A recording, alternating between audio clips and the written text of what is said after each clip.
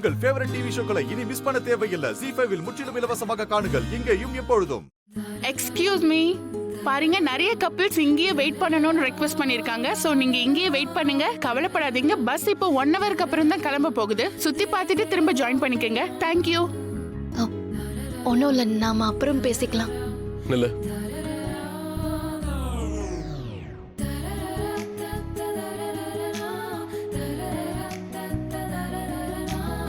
நீ என்ன சொல்ல வந்தியோ அதை தெளிவா சொல்ல. இந்த இடத்த சுத்தி பார்க்கறத விட நீ என்ன சொல்றன்னு கேட்கறதா எனக்கு இன்ட்ரெஸ்டிங்கா இருக்கும். என்ன விஷயம் தெளிவா சொல்ல. நீ என்கிட்ட என்ன சொல்ல வந்த?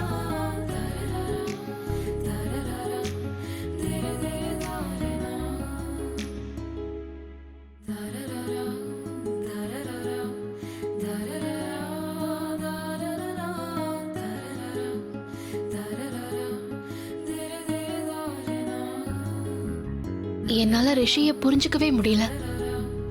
ஒரு நேரம் என்கிட்ட ரொம்ப அன்பா பேசுறாரு, ஆனா அடுத்த நிமிஷமே ஏதோ 3வது மனுஷன் மாதிரி பிஹேவ் பண்றாரு.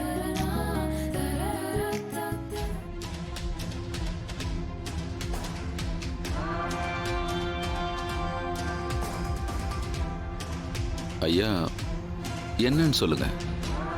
என்னங்க அவரை தொந்தரவு பண்ணாதீங்க. டிஸ்டர்ப் பண்ணாம ஜாதகத்தை பார்க்க விடுங்க. எதுக்காக நான் பயந்தனோ அதுதான் நடந்திருக்கு.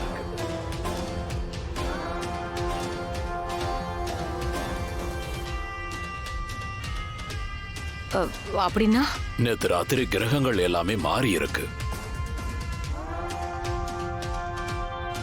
சூரிய அஸ்தமனத்துக்கு அப்புறம் யாரும் ஜாதகத்தை பார்க்க மாட்டாங்க. நான் இன்னைக்கு காலையில கிரக நட்சத்திரங்களை நல்லா படிச்சு பார்த்தேன். எல்லாத்தையும் நல்லா ஆராய்ஞ்சேன். அதனுடைய அசைவுகளை, பாதிப்புகளை நல்லா புரிஞ்சுக்கிட்டேன். நான் பயந்துட்டேன். அதனாலதான் உடனே உங்களுக்கு போன் போட்டு ரிஷி ஜாதகத்தை எடுக்க சொன்னேன். நானும் சீக்கிரம் வந்தேன். ஆனா நான் எதுக்காக பயந்தனோ அதுதான் அவன் ஜாதகத்துல காட்டுது.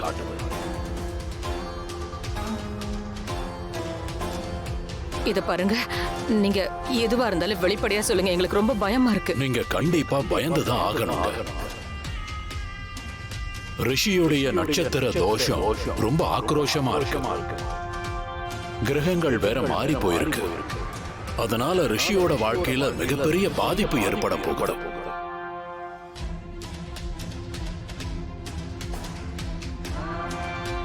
இந்த தடவை ரிஷிக்கு தண்ணீல கண்டம் இருக்கு.